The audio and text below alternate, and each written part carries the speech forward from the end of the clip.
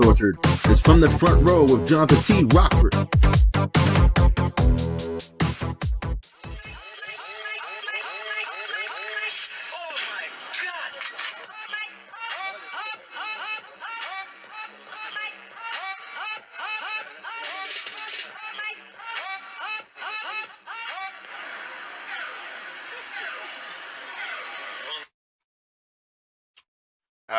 Ding dong, idiots. Once again, it's me, Melvin P. Thurgood III, coming to you with another edition of From the Front Row. Jonathan's passed out somewhere because he's still celebrating 2 years. I don't know why he's celebrating. It's been the most boringest 2 years of my life. But as always, we start the night with game changer action as the Siren took on the First Lady and defeated her, retaining her title. She's had Siren's First Lady's number lately. Not surprising. She's pretty tough. But Siren did took on El Gordo Enmascarado. And I swear to God, I think that's Spanish for Fat Thomas. But Siren defeated him to end the week as Game Changer champion. Now, later on, she took a break and decided to get a good stretch in before her Eliminator qualifier match, which they all decided to do. You can't just go ahead and have a Game Changer match and then just fucking go do a damn Eliminator qualifier match. It's too much. Whoever bright idea that was, they were dumb. But our first number one contender match was for the TV Elimination Chamber. Now, allegedly, all 6 competitors that were scheduled were supposed to be in the Eliminator Chamber, regardless of win or loss, which I think is bullshit. It's like getting a participation trophy or being Luscious Lucius. Either way, you're fucking loser. Speaking of Luscious Lucius, I don't know what the fuck he was smoking, but he kept claiming he won his match when he came into a time limit draw between him and Polish Power. Now, Lady Assassin and the Wraith, their opponents didn't even fucking show up, so they were awarded the win and got to sit on the announced commentator tables. Now, 2 other individuals will be added to that match to make it an even 6 because WPA hates odd fucking numbers. What? Holy Power, I guess that would have been an even number, wouldn't it? Who gives a shit? Now, in a true qualifier match, we had end of 6 matches to determine who would be the number one contender for the U.S. title as they go into the Elimination Chamber. And match 1 saw Casper 2779 just get his ass whooped by Donnie Boy. He spread his cheeks. It was like he was doing a body cavity search looking for a win, and he got that. He found that win and just wrecked his shit. You mean that's too descriptive? There's no such thing. There's no such thing. Now, match 2 saw the Emperor 2K Anomaly and beat Shepherd Bane. I almost passed out when that shit happened. Come on, Shepherd Bane. You let a guy that didn't even show up to a Game Changer match after he challenged the Game Changer champion beat you. The fuck? Now, the Forgotten One, Matty Ice, his match was canceled because the investor didn't show up. So he went to go check on Chrysalis, which we also wish Chrysalis the best of luck, even though we don't know him. But hey, we can still be empathetic and caring to his situation, and we can't wait to have you back. Now, Brasso took on Quanny Fist, the man nobody likes to get pinned by. And there was some discrepancy and belly aching by Killer Goons that we didn't really shout out Brasso after his last performance, because he was like really like he did a bang up job. And there's a reason why. Because we know he's gonna fuck up the next match. And he got fucked up by Quanny Fist, of all people. Just whooped his ass. I mean, he didn't spread his cheeks like they spread Casper's cheeks, but he got that ass spread. And Quanny Fist will be moving on to the elimination chamber. Now, to save face, Money MF and Mike was able to defeat Hakayo, Jason Shepard. Was it Jackson or Jason? Jason Shepard. How do you have a fucking Japanese first sounding name and then the rest of your name just sounds in fucking English? It's like watching anime and dub. Doesn't make fucking sense. Can't get the true feeling of anime without the original voices. So, moving to the elimination chamber, it'll be Donnie Boy, the Emperor, 2K Anomaly, and Matty Ice. And one more match. There was Luna versus the Super Champion King, and Luna was able to defeat the Super Champion King. Now, she just confused the fuck out of his ass. He didn't know what to do. She's just a crazy bitch. But she'll be moving on. And then Quanny Fist and Money MF and Mike will round out the elimination chamber for the final 6. That should be a very interesting match. Who do you think gonna win that flip? Luna?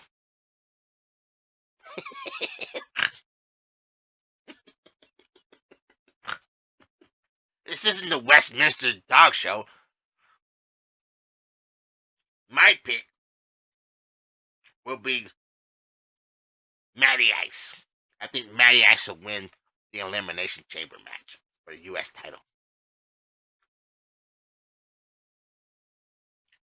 I said what I said.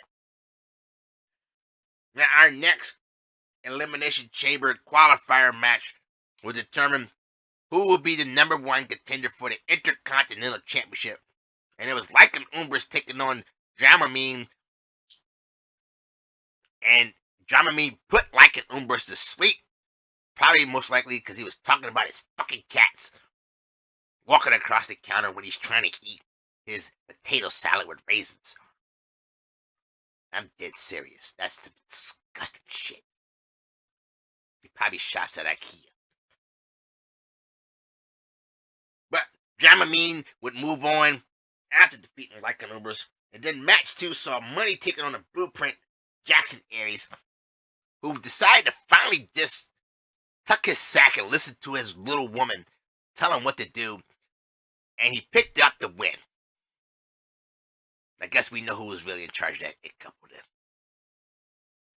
And if you think I'm playing, Sterling J was able to defeat the Dork Stalker and move on into the match with her little boyfriend.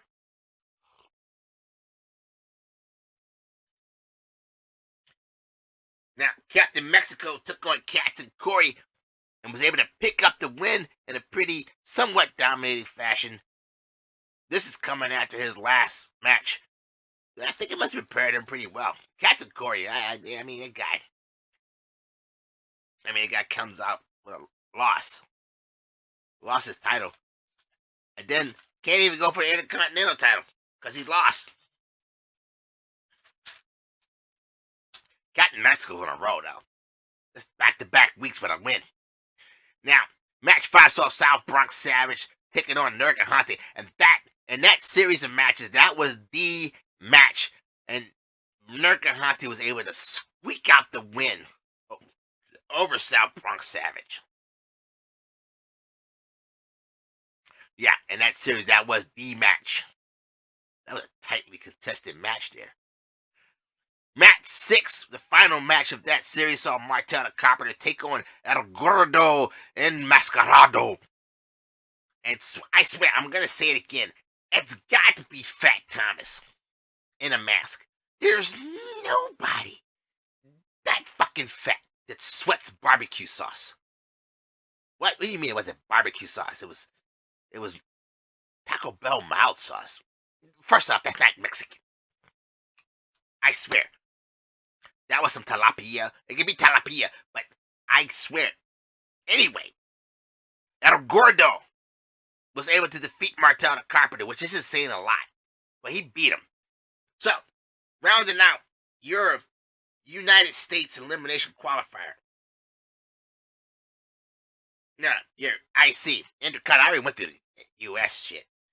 Rounding out the IC elimination qualifier, going to the elimination chamber, it'll be Dramamine Jackson, My Girl Has My Balls in Her Purse, Aries, Starlin J, I Run the Show, Captain Mexico, Nergahante, and El Gordo, who I think is Fat Thomas. I swear, Johnathan had made a good point. This guy just pops up out of nowhere with a mask on, and is fat. I mean, his name is literally the fat guy in a mask. That's Fat Thomas. It's gotta be. Now, in our last Elimination Chamber qualifier match, it was Simon taking on DJ Tech, which we don't know where the hell he's been at, but he decided to show up, and he got his ass whipped by Simon, our Women's International Champion / Game Changer Champion. You know, that's funny. You come back after being away, and you fucking get your ass whooped. Which, that's what he was doing before he left, so I guess it's nothing new. Now, match 2 saw David the Beast Smith taking on the sponsored athlete, Jayla Masters, and the Beast was able to outlast the sponsored athlete after he hit a Beast Bomb and a Spear. It took all that to take down Jayla Masters because he's not easy to beat. He's one of the toughest SOBs here in WPA. And the match didn't end on a Wednesday. So, there's that. Now, Red Death took on Fat Thomas, who I swear, that's a good trick of his. 2 qualifying matches he was in. He thinks he's slick. I mean, man, I applaud him, but it ain't hurt nobody. If it works, it works. But Fat Thomas was able to dominate Red Death, which doesn't surprise me because this fat ass hit that Eclipse on Red Death, almost broke his fucking ribs. Now, of course, I'm pretty sure Red Death isn't too distraught over the loss, as he does have a title match scheduled against Jermaine Walker after winning the Royal Rumble. So he will get a shot anyway. You just have to wait. He might not even be Jermaine Walker. Did you see this field of people going for the World Championship? Jesus Christ. Next match was Big Mel taking on the Ronin Shona Campbell. And that fuck beat Shona. So he can now truly say he's beaten everybody in Sinister.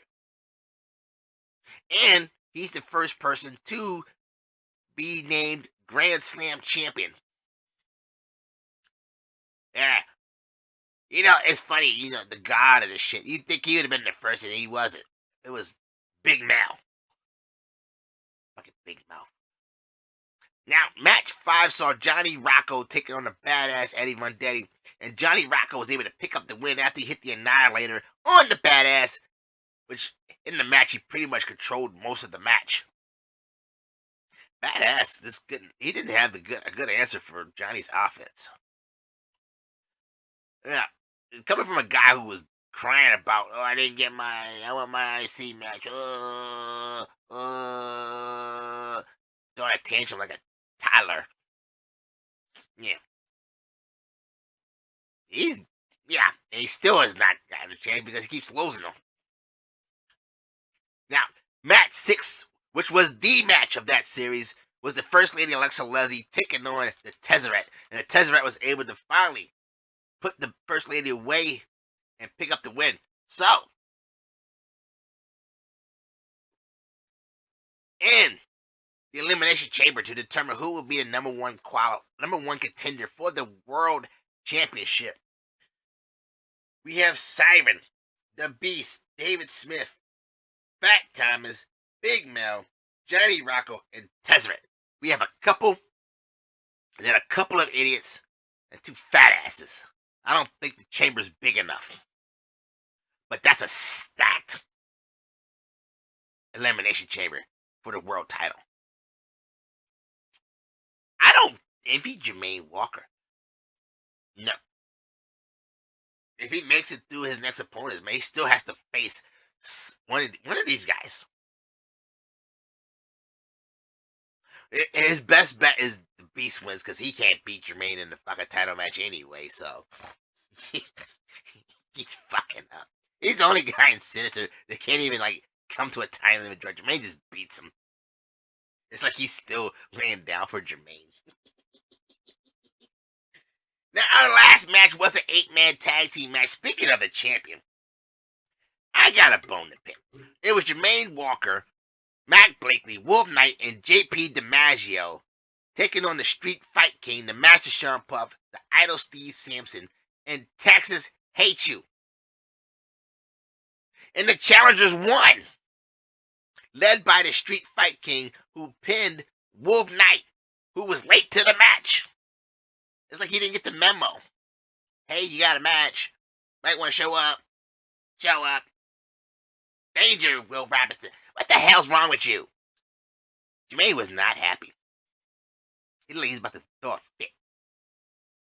But I'm going to tell you right now, Street Fight King showed Jermaine Walker just what he can expect. And if Jermaine Walker is not careful, he can lose that title when he fights the Street Fight King. That's one. If he gets past him, he's got to get past one of the 6. Which, honestly, 3 of them have been world champions. No, 4 have been world champion here in WPA. And 1 is the Women's International Champ and has defeated Jermaine Walker in a Game Changer Championship. The other one's the Beast. That's the least of his worry. So, he ain't safe. And then if he gets past that, he still has to get through WrestleMania and Red Death.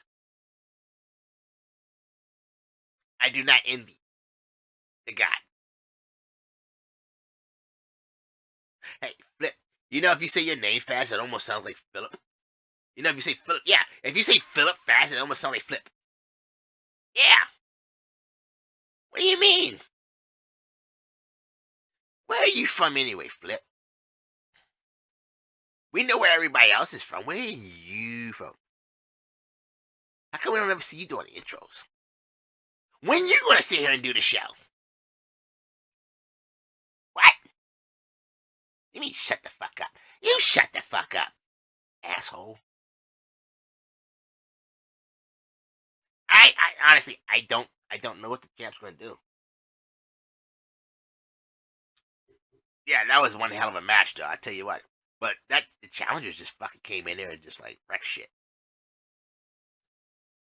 But that's all we got, folks. Stay tuned for Philip, who's coming up to get his pick of the week. I don't know which one of you idiots he's gonna pick, but oh well. I'm Melvin P. Thurgood III. I'm gonna finish my sandwich. What? What do you mean, why did I make you one? Because you suck, bitch. Peace out, bitches.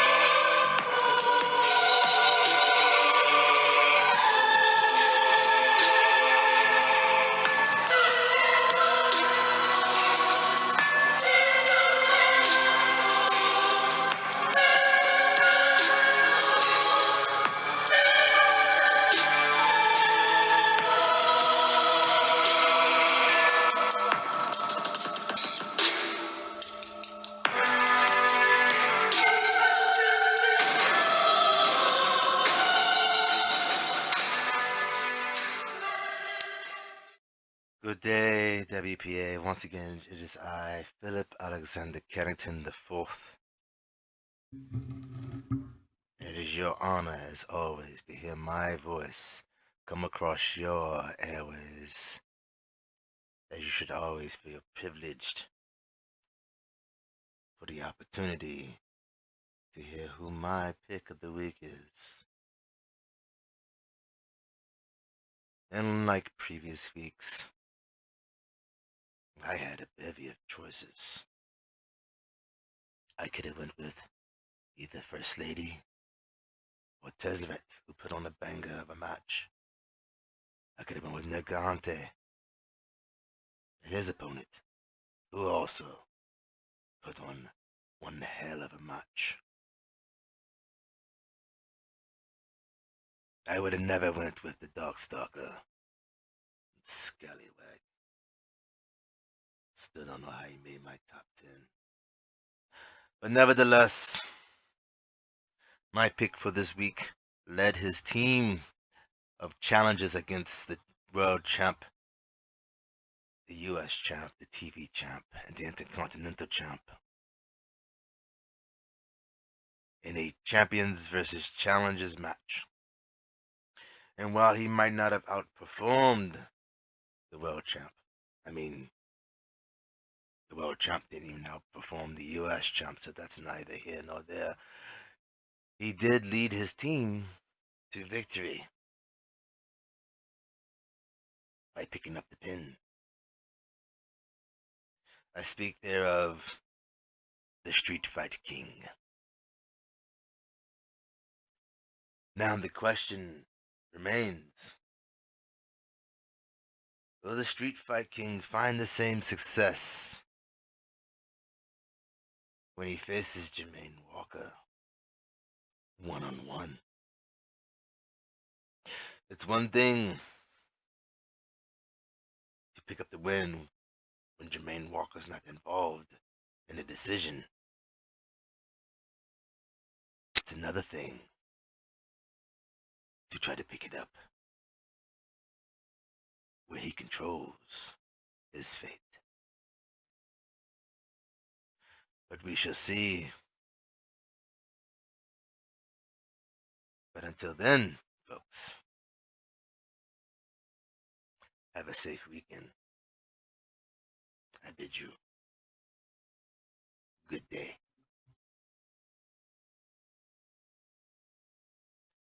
I said good day.